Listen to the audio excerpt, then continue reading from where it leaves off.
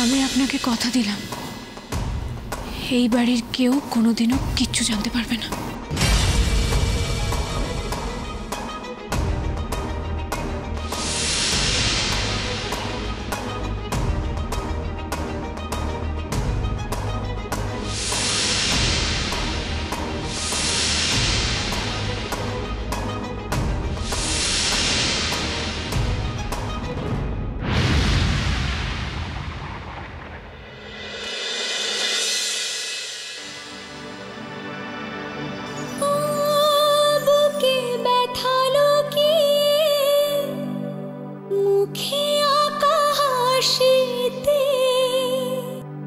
যে শুধু সুখী হয় মনের খুশিতে, তাকে বলতে ইচ্ছে করে মনটা তার সুরে অনুরাগিনী, তবু বলতে গিয়ে হায় মনে পড়ে যায় অন্য কাহিনী। ঘুম ঘুমে আধারে চাই প্রেম যে তারে, ঘুম ঘুমে আধারে চাই প্রেম যে তারে। কত কম সময়ে কত কিছু স্বপ্ন দেখে ফেলেছিলাম আপনাকে নিয়ে। ভেবেছিলাম আপনি অন্যদের থেকে আলাদা, কিন্তু আপনিও আর 5 জনের মতো আমাকে অন্ধ বলে করুণা করলেন। এটা আমি কিছুতেই মেনে নিতে পারছি না। যার প্রেমে ছিল মন শ্রাবণে ও ফাগুনে, বুঝিনি তা পুড়ে যাবে বৃষ্টির আগুনে। সব আশা মুছে যাবে, বৃষ্টি ব্যথা হবে আগে ভাবিনি, তবু ভাঙা বুকে জাগে কান্না অনুভবে প্রেমের কাহিনী। রিমঝিমে ধারাতে চাই প্রেম হারাতে, রিমঝিমে ধারাতে চাই প্রেম হারাতে।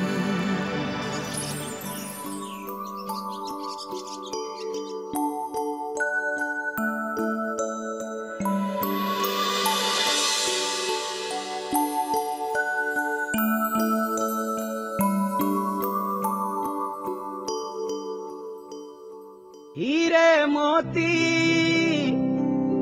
मैं ना चाहूं, मैं तो चाहूं संगम तेरा, मैं तो तेरी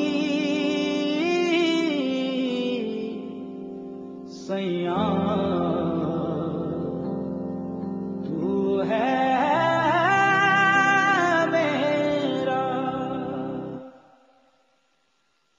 सैया सैया।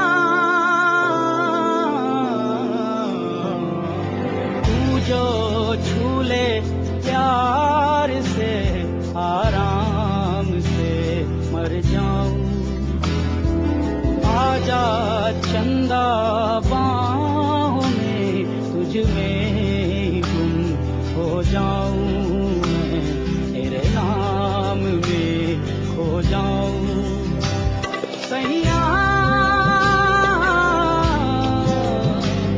सैया।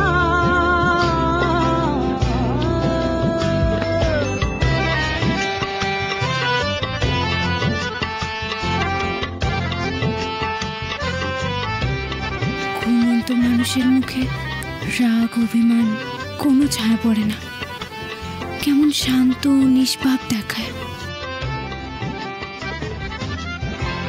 এই মুখের দিকে তাকালে বড় মায়া হয়,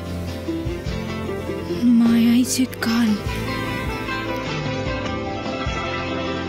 আপনি কোনোদিন বুঝবেন কিনা জানি না আপনার চারু আপনাকে কতটা ভালোবাসে। এইভাবে যদি আপনার দিকে তাকিয়ে গোটা জীবনটা কাটিয়ে দিতে পারতাম।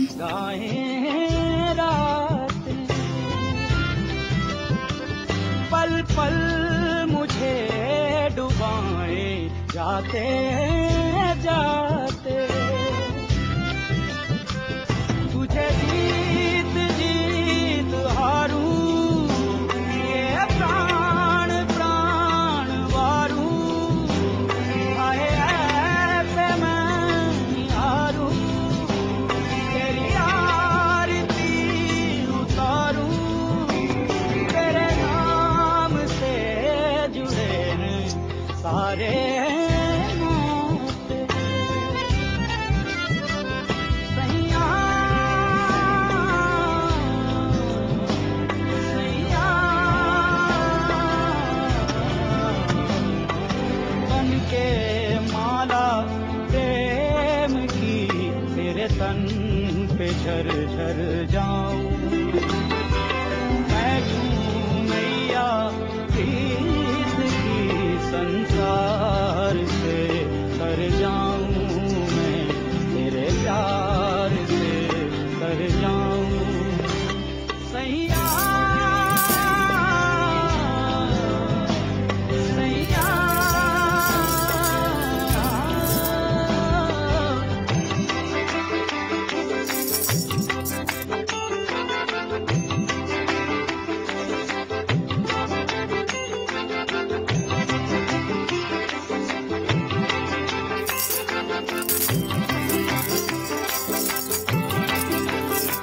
ये नरम नरम नशा है बढ़ता जाए,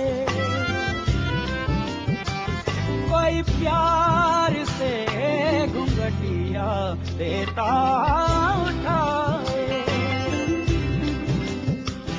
अब बावला हुआ मन जग हो गया है रोशन, ये नहीं सुहागन हो गई है तेरी जोगन, कोई प्रेम की पुजारन मंदिर सजाए। सैया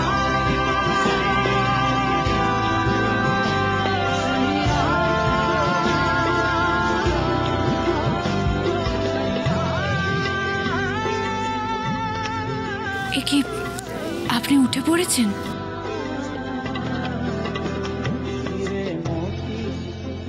আমি কি আপনার ঘুম ভাঙিয়ে দিলাম? না, संगम तेरा मैं ना जानूं, तू ही जाने, मैं तो तेरी, तू है मेरा। এ কি আপনার কি ব্যথা করছে? না,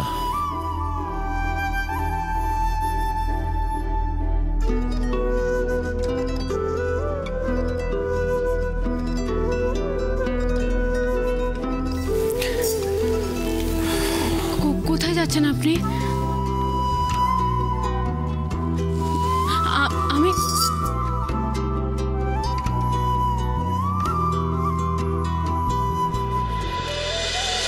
বৌমা, চারুদের বাড়িতে পুজোর তত্ত্ব তো আজই পাঠাতে হবে। হ্যাঁ মা, সবই রেডি, তবে একটা ছোট্ট সমস্যা আছে। কি হয়েছে মা? কাকে দিয়েছে তত্ত্ব পাঠাবো, সবাই এত ব্যস্ত, এদিকে শুধু ড্রাইভারের হাতে তো পাঠানোটা ঠিক লাগে না। না না না, একেবারেই না।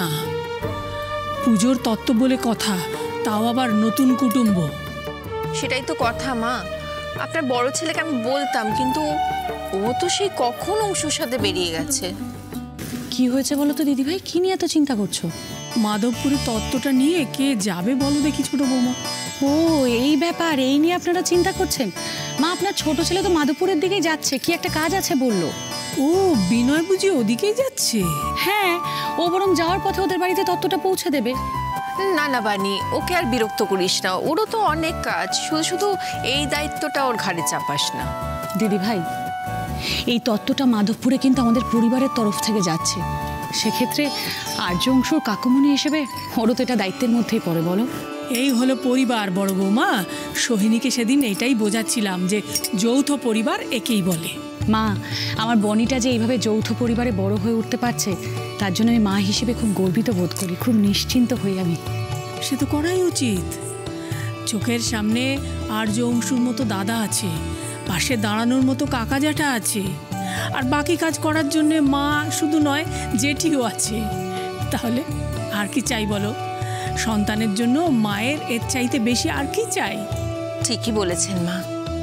আর্যর সাথে এত বড় একটা দুর্ঘটনা ঘটে গেল, কিন্তু দেখুন আমরা একে অপরকে আঁকড়ে ধরেই তো এত বড় একটা বিপদ কাটিয়ে উঠতে পেরেছি, তাই না মা? আজ আমার আর্য অন্য 5টা ছেলের মতোই স্বাভাবিক জীবনযাপন করছে, সব কিছু এই যৌথ পরিবারের জন্য।